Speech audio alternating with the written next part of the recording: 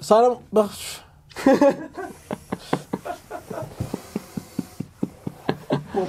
به نام خدا سلام عرض میکنم خدمت بینندگان گرامی برنامه 3:30 صبح. قسمت نمیدونیم چنده 3:30 صبح.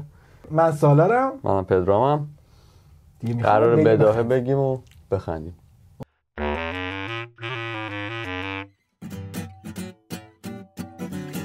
این قسمت عید، بوی عیدی، بوی توپ.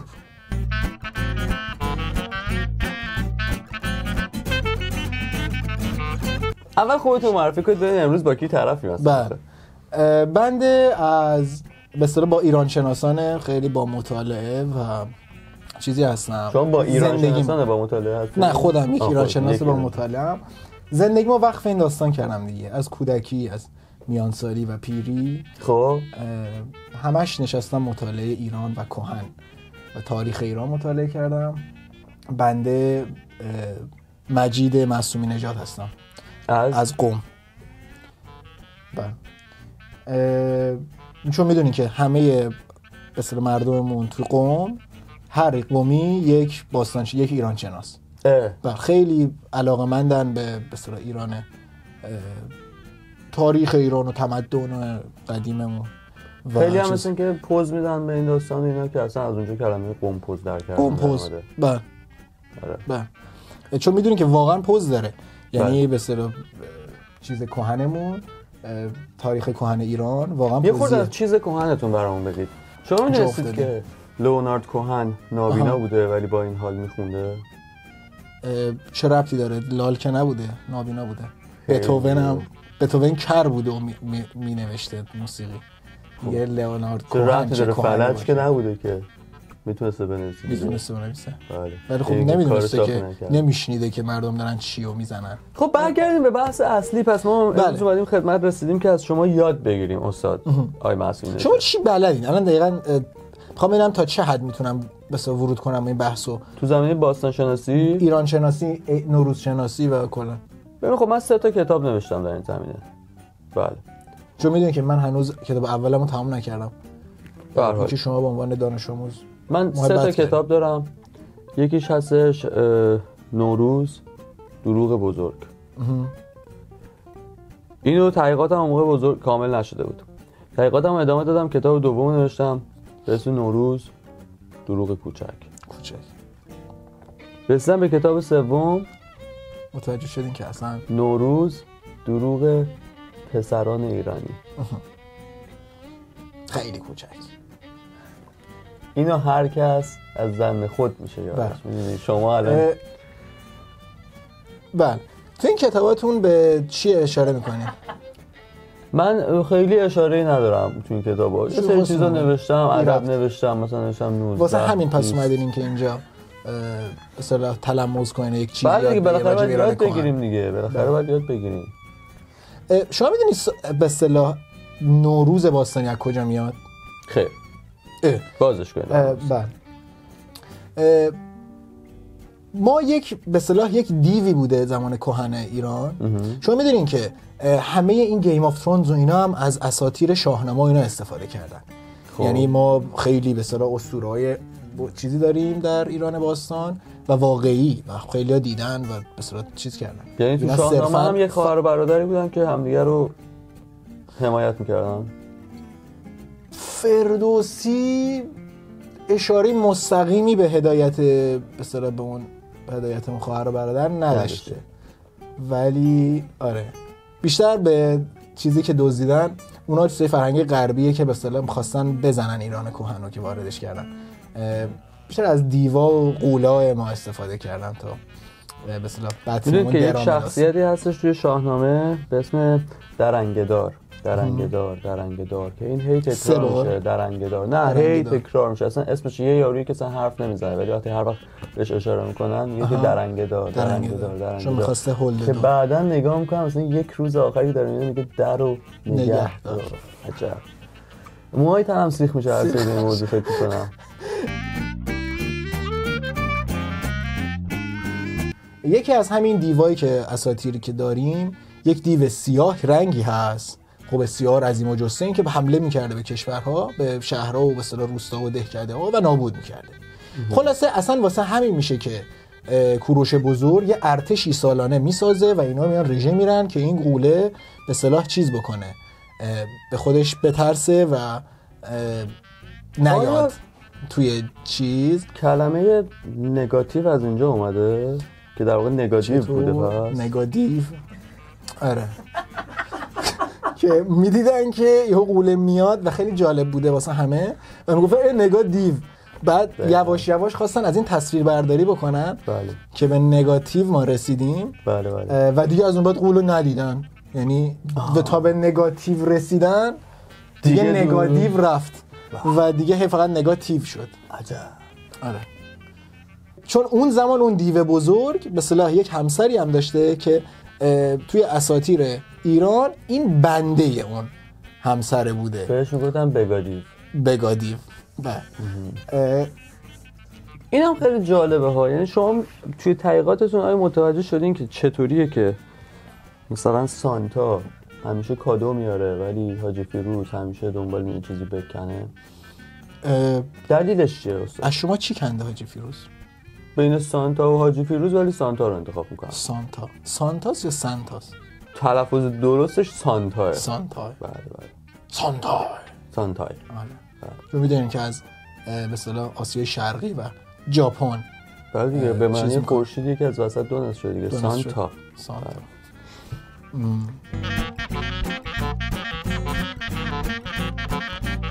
بله بسیار عالی. آره. شما میدونین که 7 سین از کجا درست میشه؟ بله. از کجاست؟ به اصطلاح تاریخش. ببینید در واقع این اول 7 سینه بوده. خب میخندین ولی واقعیت که اینجوری بوده که پادشاه عید که میشده احساس میکرده در خودش که توانایی هندل کردن 7 نفر با هم رو داره. 7 نفر با هم رو داره. خب آخه من چون میدونم هر انسان دوتاییه، 7تاش چرا فرق؟ اجازه بده. ولی اینجوری بوده که خب 24 ساعت به 7 بخش پذیر نیست، درسته؟ بله. به 6 بخش پذیره. خب یعنی میتونستی که هر 4 ساعت یک نفر رو هندل بکنه. ولی یکی میمونده. اینا میان یک بازی رو اختراع میکنن. دیدید صندلی بازی ما؟ بله یک صندلی کم میذارین دورش میچرخون میشینین. اینا یک میز رو میچینن، هر کس میره روش. نه، یک سینه رو میذاره روش. خب و اینا و میزان دایره بوده و برای اینکه بتونه در واقع عدالت رو رعایت بکنه یکی رو اینجوری بازی میکنه. اصلا بهش گفتن اتل متل توتوله گاو حسن چجوره، نه شیر داره به پستون، شیرشو بردن هندستون. این شعر هم از اونجا. یک زن کردی بستون. حالا این الان من نفهمیدم، این الان این 7 نفر میان هر کی یه سینه‌شو میذاره رو میز، بعد یک سینه هضم میشه. میدونی چرا؟ چون اگه هضم نشه طبق اصل لانه کبوتری در هر 4 ساعت 2 نفر میشه که اصلا نمیشه دیگه. فرمانروا نمیتونسته. اصلا شاه همه چیزش دقیق. همه چیزش دقیق. من نمیخوابید تو 24 ساعت. جالب، این طالبش فکر نکردم. این چطور نمیخوابید تو 24 ساعت؟ این خیلی حس می‌کنم خیلی چرت‌های کوتاه میزده، یعنی با هر کدوم از این به اصطلاح سینه‌ها که وقت میگذرونده، مثلا 2 ساعت وقت میگذرونده، 2 ساعت چرت که بتونه به سینه بعدی برسه، تجدید قوا می‌کرد. درسته. بعد حالا میگن یک خانمی بوده که همیشه در حقش جفا می‌شده، چون اصلا رو میز نمی‌اومد، یعنی در حدی نبوده که حتی رو میز بیاد، همیشه زیر میز خیلی اذیت می‌شده و اینا. و شاه ایشونو تو 13 به در به عنوان رفع بدشانسی به در می‌کرد. بله مینداخته تو رودخانه. بله مینداخته، گرهش میزده مینداخته تو رودخانه. بخت بقیه باز میشه. از اینجا اومده 7 سین. بله این یکی از روایت هست.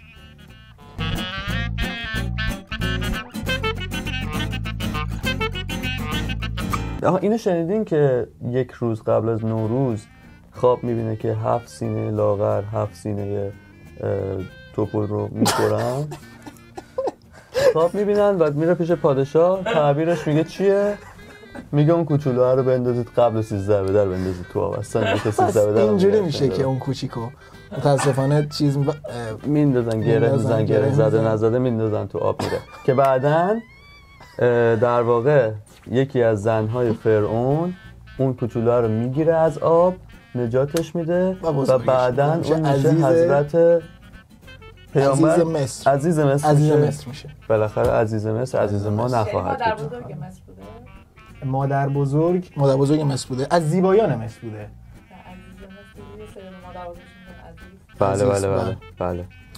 خب استاد من خیلی دوست دارم که در واقع تحقیقات شما، منم یک تحقیقاتی کردم ولی شما بیشتر به اون توضیح بدید که در واقع ریشه یابی که کردین در مورد المان‌های 7 سین که هر کدومش دلیلش چی بوده.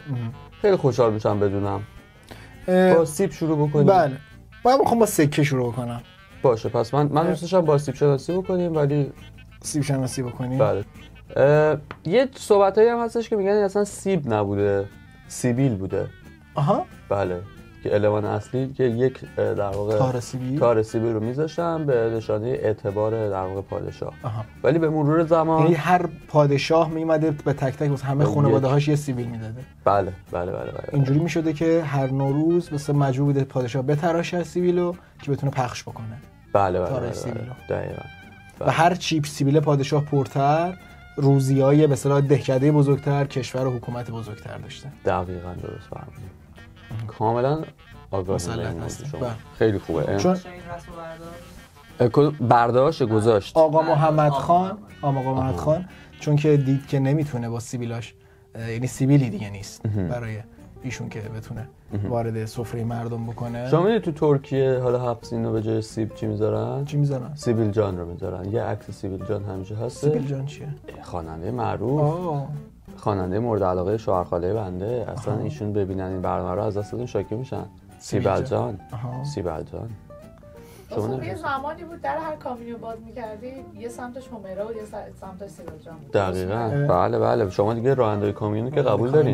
بله. از قدیم بودن. کلا ماشین سنگین قبلا ما وقتی هندوستان رو تونستن نادرشاه بگیره به اصطلاح فیل آورد و ماشین سنگین اول اونجا وارد ایران شد. و آدمای سیبیلی که میتونستن مشتی از کامیون به اصطلاح از فیل استفاده بکنن شدن راننده سنگین. و اجناس خیلی سنگینی مثلا کاناپه و مثلا تشک‌های بزرگ اینا رو فقط با فیلم میتونن جابجا کنن چون الاغای ایران کارشو در نمی آورد. یعنی کار الاغ و شتر و قاطر و اینا نبود. درسته. به نظر من فنجون اولین بار که اختراع شده. من شنیدم که در واقع غذای مورد علاقه فیل‌ها که ترکیب بوده از هند و اینا در واقع فسنجون بوده. خب فیل و فسنجون. ولی اون موقع چون قدیما که می‌خواستن بنویسن دیگه دندونای سه رو نمی‌ذاشتن دیگه نمی‌شن یعنی سه چیز کش میاد نجون. بعد اینو دیگه توی در واقع ترنسلیشن های مختلف هست شده فکر کردن نوشتن فیل و فنجون. آره. اوکی پس فسنجون میاد. بله فیل و فسنجون بوده اصلا. حالا من نمیدونستم که به فسنجون علاقه‌منده. توی به اصطلاح کتب کهن بیشتر به اصطلاح قرمه سبزی و چیزایی که نفع کننده است فیل خیلی علاقه من بوده و واسه همینه که به اصطلاح نفخ می‌کرده و چوسه فیل از اونجا می اومده و تو هر ایرانی یک به اصطلاح کاسه از چوسه فیل توی فیل و فنجون بغل هر فنجون یک کاسه فیله مثلا چوسه فیل بوده. چقدر جالب. یک اطلاعات دیگه که فکر کنم بینندگان لازمه بدونن اینه که فیل‌های ماده حالت تناسلیشون یه حالت آویزونی داره. آویزون. بله این شما میتونید ببینید که در واقع حالت تناسلی مردش که به وضوح آویزونه ماشاءالله همقد شما ولی واسه زناشون یه چیز آویزونیه. اینو من اولین بار که دیدم خیلی شگفت زده شدم. بسیار شگفت زده شدم. تقریبا ما مشابهشو داریم توی ایران باستان. یعنی اون واسه هندوستان ما توی ایران باستان گاوش رو داریم. خب واسه همین بعضی وقتا اون سکه‌ای که به اصطلاح نبود توی هر سفره‌ای میرفتن و میزدن به آویزون گاوها و اونجا بود که هر آدمی که مثلا سکه نبود روی مثلا 7 سینه‌اش میگفتن تو ببین تو به آویزون گاو زدی. احسنت. شما تا حالا دلخور بودین؟ ببین من بیشتر جیگربازم. یعنی من قلوه خورم تا دلخور. بسیار عالی. شما چی از چیزی هستش که دلخور باشین؟ نه منم همین می‌خواستم بگم در کنارش خوک رو امتحان کنید، ولی خب شما خودتون جگر رو در واقع به خوک ظهور رسونید. دقیقاً کجای حیوان میشه؟ دیگه به این رفتار و اخلاقیاتش دیگه، در واقع به خوی چیزه. شما در واقع وقتی به خوک نداره. مثلا من شنیدم که چون خوکا توی گل و اینا زندگی میکنن، اردک‌ها هم خیلی تو گل و اینا زندگی میکنن، ولی اگر بر حسب اتفاق یا بر حسب سلیقه یا بر حسب انتخاب اینا با هم دیگه یه شب بخوابن، حاصلش بچه‌شون میشه خوک. یعنی خوک نباید خوردک میشد. خوردک خوک بعد یه دونه نیست، اصولا تو لیترهای 5-6 تایی میاد که میاد بیرون میگه مثلا صاحبش داره اینو میزاونه میگه خوک. عجب. حاصل خوک و اردک. عجب. چه حضار خلاقی داریم امروز. یعنی واقعا حضار امروز از خود ما هم خلاق‌ترن امروز. خیلی زیبا. سرکه چطور؟ سرکه بله. سرکه خیلی استفاده‌های متنوعی داره و اصلی ترین استفادهش واسه زمانی بودش که یهو آناناس به اصطلاح ورودش ممنوع شد، خیلی سخت بود و ما نمیتونستیم آناناس خوب انتقال بدیم. گمرک گذاشته بودن. فکر کنم چیز تعرفه 25% گذاشته بودن. اون زمان یه فرمانروایی بود که میگفتش که چون میدونین که آناناس فقط توی قطب جنوبه که کاشت میشه. بله به صورت آمریکای جنوبی برداشت میشه. تو آمریکای جنوبی برداشت میشه. بله. چه جالب. بله فقط آمریکای جنوبی دسترسی داره به قطب جنوبی که بتونه راحت برداشت بکنه. خیلی سریع میپرن. به اصطلاح قاچاقی، به اصطلاح قایقی کوچیکی میارن و لنجی میارن آناناسا رو و چون اومد و دیگه ورودش کم شد به کشور از سرکه استفاده کردن. اینجوری بودش که آدم‌هایی که یکم بدبو بودن میرفتن میشستن وسط سرکه. یه تشت سرکه درست میکردن و میرفتن میشستن تو سرکه. شما اشاره کردین که یک فرمانروایی ممنوع کرده وارداتش رو. فرمانروایی اسمش آناکوندا رو میفرمایید دیگه. آناکوندا. بله. میدونید که آنا ترکی میشه مادر دیگه. بله. و آنایی بوده که قصه مفصل بخوانید. بله. آناکوندا و آتاکوندا دیگه در واقع. آنا و آتا پدر مادر بودن. بله. بعد چی شد؟ این هواپیمای آتا هم ربط داره به چون آتا من شنیدم خیلی آدمی بوده که سری میپیچیده و در میرفته. آتا از اون پدرهای ماندگار نبوده و به خاطر اینکه چون خیلی پروازی بوده و هیگام گور میشده هواپیمای آتا اومده از اعتبار آتاکوندا استفاده کرده و اسمشو مثل هواپیمایی که اومده اسب به اصطلاح چیز رو هرکول، اسب هرکول هم یه اسم قشنگی داشت، پگاسوس. بله پگاسوس به عنوان اسب هرکول. میدونی که اسمش از کجا میاد؟ آره دیگه. بله پگاسوس و نگاسوس دیگه. پگاه یعنی سر صبح. پگاه. بله. و پگاسوس که سر صبح پا میشد. بله. سر صبح پا میشد میدیدش که ای بابا نگاه نیست و نگاسوس رفته طبق معمول. بله. و ما نگاسوس رو از دست دادیم و به اصطلاح پگاه میرن. من احساس میکنم که شما یه خورده برداشت بدی داشتین وقتی من گفتم آناکوندا و آتاکوندا. در واقع شما این همون برمیگه به همون دیگه، پگاه و نگاه و ندا. خب ولی چون میگه سوس یعنی کو کجاست، اینم نداسوس بوده که تو ترکی بعدن که عوض کردن گفتن کو ندا. خب که بعدن این مثلا خب دیگه چون میدونید که مثل لوستر که ما میگیم لوستر، بله کوندا هم شده کوندا. بعد آتاکوندا یعنی آتا پا میشده صبح میگه کو ندا کو ندا کو ندا کو ندا کو. ندا کجا رفته حالا واقعا؟ ندا من نفهمیدم. الان یک به اصطلاح یک آتا بوده، یک آنا بوده و یک ندا که بچه‌شون بوده. بچه‌شون بوده. من حس کردم روابط سگان مثلثی بوده. سر پگاه که پا میشدن میدیدن که ندا نیست. ندا کجا بوده؟ نبوده. پیش پگاه. ولی خب اینا چون پیداش نمی‌کردن همین گفتن آتاکوندا، آناکوندا. بعد از اون طرف اونا هم که چیز بودن یونانی بودن، اونا هم بودن پگاسوس، نگاسوس، نداسوس. آناکوندا مگه مار نیست؟ مار آناکوندا. بله. آناکوندا یه مار عظیم و جثه‌ایه که تکنیکش اینه که دور چیزا حلقه بزنه. آنا هم یکی از خوبیاش این بودش که خوب قفل می‌کرد و اونجوری سعی میکرد که نگه داره آتا رو با قفل کردن، ولی آتا چند بار قفل شد و اونقدر مثلا اون لذتی که باید رو نبرد و یواش یواش شروع به ترک آنا کرد. میدونید که به این چی میگن؟ میگن که قفل میشه وقتی در واقع داخلش میره قفل میشه. چی میگن؟ پگاسوس و نگاسوس و مداسوس و واژینیسموس. واژینیسموس. قفل کنه. قفل میشه. قفل میشه. شما تجربهشو داشتین تا حالا؟ خدا رو 100,000 مرتبه شکر خیر. خیر. میدونید که چرا قفل میکنه؟ چرا قفل میکنه؟ این در واقع قفلش رو 3 بار اشتباه میزنه. آها. پترنش رو 3 بار اشتباه میزنه، قفل میکنه. چجوری باز میشه؟ بعد زنگ بزنید نمایندگی بیان بازش کنن. بله. فقط کار نمایندگی. اگه با اتود با سر اتود تو اون سوراخ 3 ثانیه نگه دارین ریست نمیشه. من واقعا دردم گرفت از این اینستراکشن ها دیگه ندید. اتودو اجازه بدین که استفاده نکنیم. من شنیدم که واسه به اصطلاح واژینیسموس اتود اونقدر تیز نیاز نیست. با یک انگشت هم اگه شما صرفاً سریع حرکت بدین یهو باز میشه. مثل فروت نینجا، یعنی مثل فروت نینجا سری میدونید که میگن توی فروت نینجا اگه اون آناناسا رو 3 تاشو با هم میزدید یه دونه موز بهتون میداد.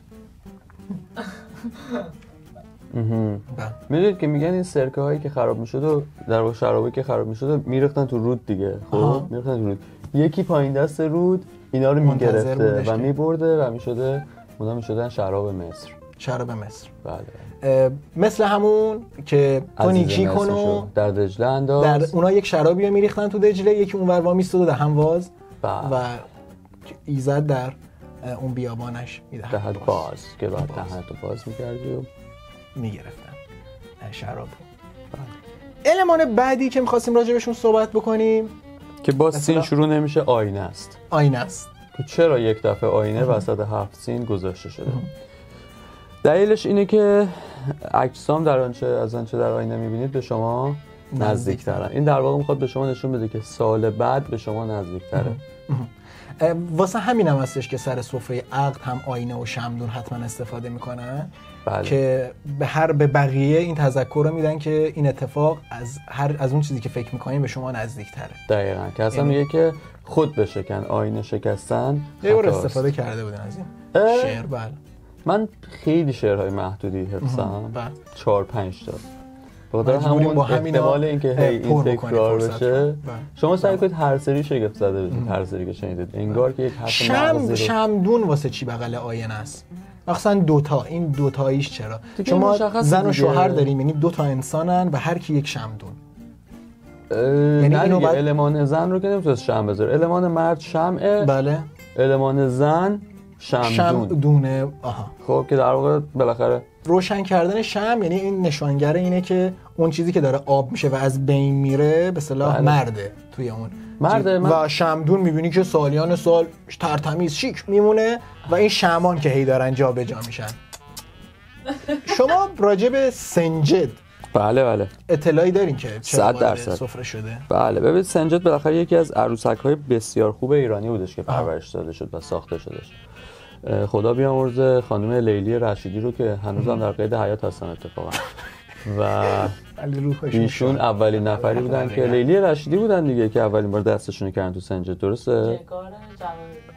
نگار جواهریان که رامبد جوان دستشو کرد توش و نگار استخر ماشاءالله. اطلاعات نمیدونم درسته یا نیازه فکر فرض می‌کنیم که خانم استخر خدا حفظشون بکنه که بله حفظشون که اینکه دستو میکرد تو و باز میکرد سنجد رو و سنجد باز میشد. بی‌نظیر. بحث سنجد کوچک شد. تخم ژاپنی چرا؟ تخم جابونیه. بله که یکی از روستاهای اطراف کاشان ماشان واقعا فکر میکنم. ولی بهش گفتن تخم ژاپنی. ولی چرا تخم ژاپنی؟ یعنی هیچ وقت این تخم ژاپنی استفاده نمیشه. درسته؟ بله. این یکی از المان‌های دیگه این سفره هستش که به اصطلاح به آجیله. بله. خیلی ایرانی‌ها علاقه دارن که تخم جابونی بذارن. بله. میدونی دلیلش چیه؟ هیچ کی نمیتونه بخوره. یعنی همیشه اون هست. بی‌نهایت این نشانگر یکی از چیزاییه که به اصطلاح غذای ماندگار. یعنی دوست دارن که این روزی بمونه. بله. اصل پایستگی تخم ژاپنی که از این ظرف آجیل به ظرف آجیل دیگری منتقل میشه. یعنی یه سریایی که مثلا ماهیاشون هنوز زنده است میارن استفاده میکنن توی ماسال بعد ما می‌بینیم که خیلی مثلا تقریبا همه ایرانی‌ها از تخم جوونیه سال پیششون استفاده می‌کنن تو همون سفره اصلا خیلی‌هاشون میگن از مثلا از با بزرگشون به ارث رسیده، در واقع روی جهاز مادرشون بوده اون تخم ژاپنی‌ها. بله. ژاپنی‌ها چرا شطرنجی؟ اینکه ژاپنی‌ها واقعا چرا شطرنجی‌ان، اول یکم تخت ما خودمون توی ایران کهن تخت نرد داشتیم. بله. یعنی می‌خواستی چیز کنی بعد جفت‌شیش می‌آوردی. بعد جفت‌شیش می‌آوردیم. یعنی این شانس بالا بوده که شما میتونستین کلا به اون ناحیه دسترسی پیدا بکنید. کار هر کسی نبود. نه. بعد ژاپنیا دیدن که خیلی راحت دسترسی دارن. مثلا همینه میگن مرد کچل خوش شانس میشه دیگه. بله. چون تاس بوده خودش. تاس بوده. بله. هر مرد کچل تاس بهتری می آورد و اصلا همینجا بودش که به مردهای تاس معروف شدن. اتفاقا یک سریالی الان در سینمای خانگی داره پخش میشه به اسم تاسیان که در مورد دو مرد کچل، توصیه میکنم حتما ببینید. بله. خانم نگار استخر کارگردانیش کرده. این یکی دیگه از المن‌ها سمنو هستش. سمنو، بله. سمنو. بله. خب همونطوری که بچه‌ها مثلا میرن و کفش نو میخرن، اون موقع برای اسباشون میرفتن سومنو میخریدن که مثلا از اونجا اومده سومنو. بعد اسبا که اینو میدیدن هیجان زده میشدن، یه سری ترشحاتی از توشون اتفاق میافتاد. این ترشحات میگرفتن با گندم قاطی میکردن، میگفتن این دیگه سومنویه. یعنی سومنویش دیگه در اومد دیگه. که اینو میخوردن، خیلی براشون خوب بوده. عضله ساز میکردن، خیلی قوای بله نجابتشون خیلی تاثیر داشته، در واقع رو شرافت پدر و حقیقت مادرشون خیلی تاثیر داشته. حقیقت پدر البته، چون حقیقت مادر که هیچ وقت سوالی نیست. احسن. دیدی؟ از همینجا میاد که یعنی ردبول الان یه نوع سمنوه. بله آفرین. بله در واقع بهش میگن بول قرمزی. بول که میدونین که به گاوهای به اصطلاح ما بهش میگیم گاومیش، گاومیش‌های عظیم الجثه. این دقیقاً کجای گاو میشه که قرمزه؟ اصلا رد نیستش که این رد بوله. که میگن مثلا شما این که بخوری یک رد بول از خود به جا میذاری. آره اصلا رد نیست، رده. و واسه همین بوده که ما ایرانی‌ها که خیلی بدشون میومد مثلا مدفوعشون رو گذاشتن بول. بله. که بعداً به کسی که مثلا تو مدرسه بقیه رو اذیت می‌کرده میگفتن بولی. یعنی آدم مدفوعی. بله. بعد به خانومایی که بالاخره مدفوع که بول میتونه جیش باشه. اون بوله. آره. بعد در خیلی بازیه چیزی هم هست که تو همین عطیه نوروز دقیقاً استفاده میشه. بول میگرفتن. بله. بعد توپ هم معمولا قرمز بود، یعنی رد بول میگرفتن. بله. اسمی اومد از آقای علی دایی، دعوت میکنیم که تشریف بیارن اینجا و به ما بگن که دیگه بولیدن از این زندگی. ولی یک فرصت دیگه بهتون میدم که سیر رو کاتگورایز بکنید برای ما. سیر رو دقیقاً یک چیز یک اندازن و این عالم مثلا عالم هستی خارق العاده‌ای که ما داریم. بله. شما میبینید که همه سیرها هم وزنن. و این یک متر و معیار و اندازه‌ای شد برای این ایرانیان کهن که هر وزن سیر یعنی با سیر بود که میکشیدن. یعنی همشون یک وزن، همشون یک اندازن. یک بار توجه بکنین، یک بار بررسی بکنین. عجایب. و هر سیر دقیقاً شامل 70 دونه حب میشه. حب. و واسه همینه که 7 سین واقعاً باید هر هفتاش یک اندازه باشن. عجب. و این تناسب و این هموزنی این سفره است که این سیر دقیقاً داره هموزنی رو میبخشه به چیز. جالب. خیلی علاقه داشتن اون زمان که به ایرانی‌ها یک جوری پیشنهاد بکنن که بیاین هموزن باشین، بیاین همگی مثل سیر یکسان باشین. که خارجی‌ها این رو هم از ما دزدیدن، اسمشو گذاشتن سیرینتیپیتی. بله. بریم به المان آخر، سبزه. به من اینقدر سبزه دوست دارم. یعنی اصلا گفتم هر چقدر که بلوند و اینا خیلی دوست ندارم، سبزه عاشق اینم، اینا رو گره بزنم بختم باز شه. یعنی من اصلا شما هم پس از همون قف کنه ها به اصطلاح گره خوره. ما اصلا عادت داشتیم همیشه 13 به در این سبزا رو میذاشتیم رو ماشین. با خودتون میبردیم تا اینکه یه جا خودش بپره بیفته. دیگه اونجا که میافتاد میگفتیم این برگشتش به طبیعت. شما تا حالا سبزه خونه از نزدیک دیدین؟ من چیزی که مال ما تولید میکردیم توی به اصطلاح روستاهای ما یه سری مسقفی بودن پلاستیکی. آها. و اونجا بودش که ما فقط این به اصطلاح نطفه های سبزه ها رو میتونستیم شکل بدیم که یک سری سبزه های با کیفیت چیز بکنه فقط واسه نوروز به نوروزم. برداشتتون نوروز بوده، شما کاش داشتتون انجام بدید نوروز به نوروز ما میکاشت برداشت میکردیم و پخش میکردیم که رو سفره هر کسی باشه. یعنی هر ایرانی واقعا یه سبزه باید بهش برسه. بله. منم خیلی اعتقاد دارم به این. میخوام خاتمه ای اعلام بکنیم بابت این قسمت عید. ممنونم از تماشای این قسمت. لطفا ما رو حتما سابسکرایب و لایک کنین. به دوستاتون اگه دوست داشتین این خنده رو هدیه بدین ما رو معرفی کنین. اگر این قسمت رو هم معرفی نکردین اشکال نداره، قسمت‌های قبلی رو معرفی بکنین. چیزی کم نمیشه. خدا حافظ. نگهدار.